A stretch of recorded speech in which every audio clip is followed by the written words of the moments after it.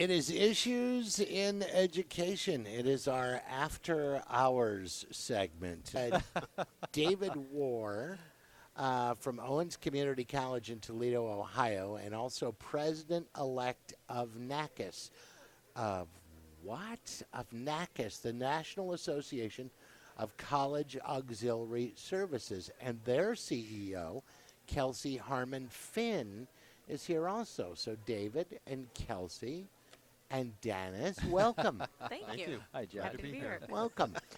Learned a little bit about this before we started, and we've talked about education and the cost and where it's going and the communication with the government and funding and loans. And one thing we didn't talk about, it came up briefly when we were talking to a college president, and they were talking about their desire, actually more than a desire, the necessity to raise money and entice students in. And one of the things they touched upon was having services outside of a classroom or a computer lab, where there's a Taco Bell or a retail outlet or some things that we don't remember on college campuses when we were younger. Yet that is exactly what you're providing. Is that close? That is close. That is really close. Well, tell me more. So really, it is this auxiliary services is everything outside of the classroom. So you're exactly spot on. It's everything fun stuff like Taco Bells and bookstores and your spirit gear for campus, but it's also parking services, cart services. So how you navigate campus, how a student can be successful in navigating their 4 years or more on those college campuses really depends on those services that are happening. Is it cost effective for an educational institution to farm that stuff out as opposed to doing it themselves? You know, it depends. It's all based really on what that institution's resources are internally, what they feel like they're good at, what they can support. There is a lot of business models out there that can come onto campus and really augment those services and provide additional revenue streams that didn't exist before they were there. For example, at Owens Community College, we had the issue of our bookstore. Could we continue to get the best pricing for the student without outsourcing? And our answer ultimately was to outsource it to Follett, fine provider of books nationwide. But they have a buying power that we as a small local college just did not have. Does any of this translate, other than savings, to bringing revenue into an educational institution? I mean, would they make money off of a retail outlet on their campus or a parking company? Potentially. And that's part of what we do is revenue enhancement and auxiliaries. But not all auxiliaries are necessarily revenue enhancing. Especially as we're looking today, we're broadening the scope of what is an auxiliary.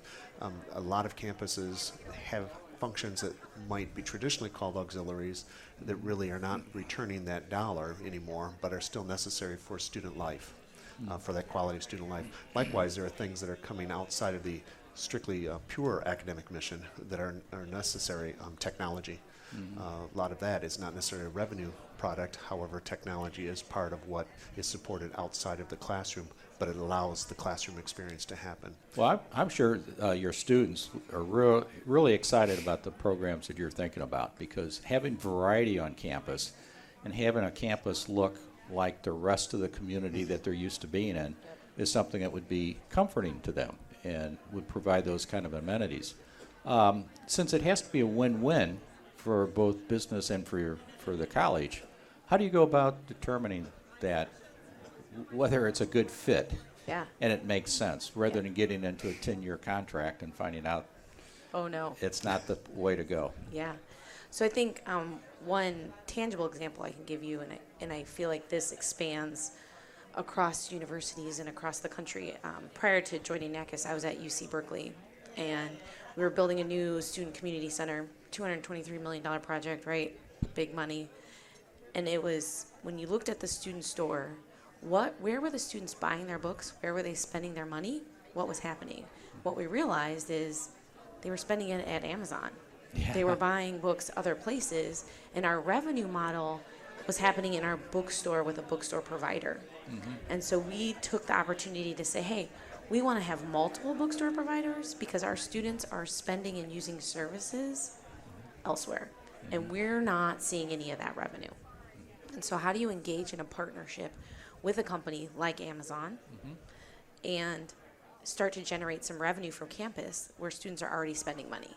Because they're telling you by their dollars where they want their services from.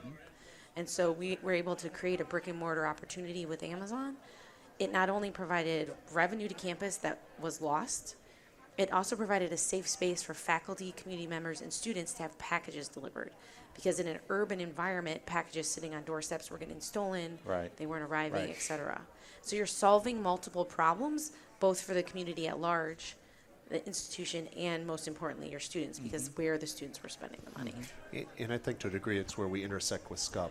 You have to have the planning up front before you engage into something. So in Kelsey's example, they looked at the data, they knew what they were going to do, they set up the plan, and then then it was up to auxiliaries to implement it. So today, who do you see takes the lead in those kinds of college business relationships? You know, in the past, it would be business would come in and pretty much want to drop anchor and take over the bookstore operations or the food service operations. It seems like now you might have the opportunity to take a lead and take, in essence, more leverage Right. from revenues. So is that something you do?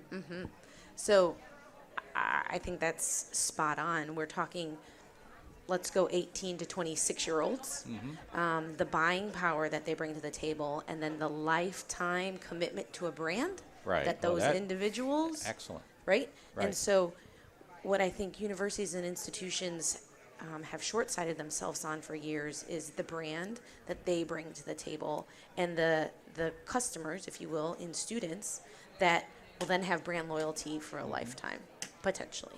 So how are we helping our institutions show up with what their value is so that they have an equal playing field with those business conversations? Well, John, one of the things we heard from the other speakers is that we're addressing a new generation of students, and this seems to be an opportunity for you to, take the Generation Z students and come up with services or products that really address their particular needs and be the first on the market, so to speak, with some of these providers. And there's more complexity to that, of course, too, because we have to remember, even though we're looking at this new generation coming up, many of our students are not part of that generation. They're already in the pipeline. They're older and are looking for more traditional services. So we have to find that balance. For example, on my campus, I have as many students over the age of 28 as under the age of 28. Wow. Wow. And I think that's true of most community colleges.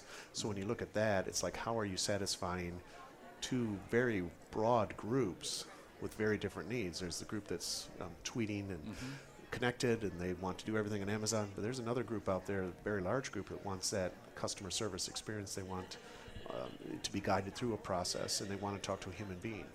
That is David Wahr from Owens Community College in Toledo, but also president-elect of NACAS, and we also have NACAS's Chief Executive Officer, Kelsey Harmon Finn, for our After Hours Issues in Education. Dennis Young, president of Vintner and the founder of Issues in Education, with us also. What about the challenges of serving a college in a community that's a lot more diversified, where maybe you have a 70% Muslim student body? So obviously you're going to be looking for halal meat type places and, vegan options, and even outside of the food realm, and based on religious preferences or socioeconomic preferences. I would think that provides quite a challenge to find something that fits the makeup of the student body. Agreed.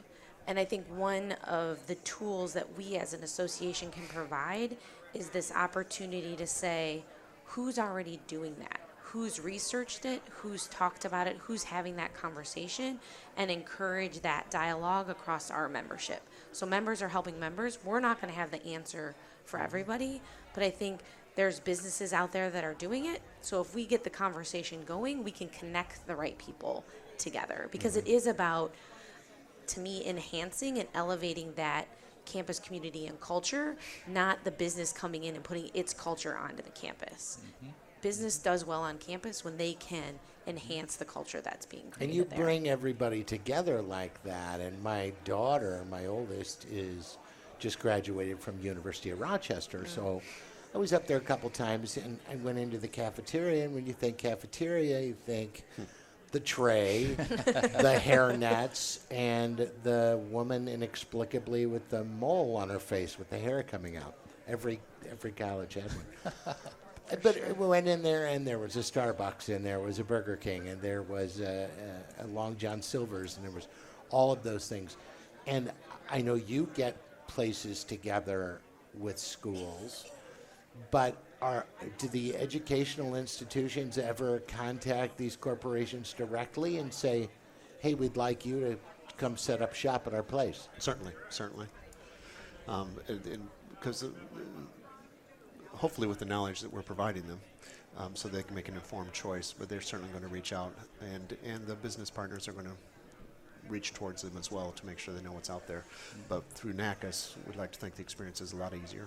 Yeah, and how involved do you get? I mean, if, say, Taco Hut is set up in the college, but they haven't paid the rent in 3 months to the school, you don't get involved in any of that part. Nope.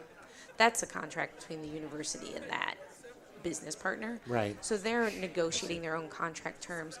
Where we get involved is helping on the front end to say, here's where we hope you see your value, evaluate your assets, make sure you write great contracts so that when there is a question or something comes up, that they have ground to stand on. But we don't get in the middle of those. We provide resources to help them write those contracts, Right.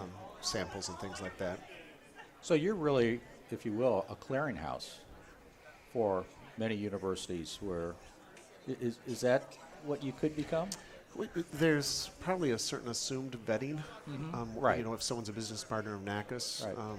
But we formally are not really a true clearinghouse in that see. sense. The e-harmony of industry and higher education. I like that a little better, actually. Making the connections that kind That's yours. If There you you think- go. Yeah. Making the connections. So is there a product or a service or something that you can't seem to find enough of that colleges are clamoring for, that they want?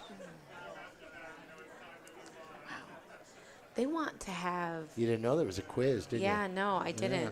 I love pop quizzes. It's my favorite. Wait until his next question. Yeah, okay. I'm on the edge of getting- my seat. She's getting test anxiety. He's got a list over here. I can see him. I think it's an interesting piece that everyone's trying to solve is the campus store experience. Textbooks, where are textbooks going? Everyone thought 5 years ago that in 5 years we'd no longer have hard copy textbooks. Right. Everyone's still buying textbooks. Right. Right. That hasn't changed. Right. I don't think they're going to be gone in 5 years from now. So I think it's more looking for that right combination of the student that's going to buy the used book, the student that's going to read it on their tablet, and the student that's going to buy the hard copy of the book. Things like how are we solving these problems and providing the right amount of resources? Yeah. That's just a never-ending question and never-ending conversation in our world. I think there's always another service, something new, something we haven't thought about. We like to try to identify that early, so that we can share that information with our members so they can take advantage of it. Well, I know one of the things that's important to business today is having data to understand market conditions and buying preferences and so on. And since you have students on campus, that just seems to be a wonderful gold mine to provide a business.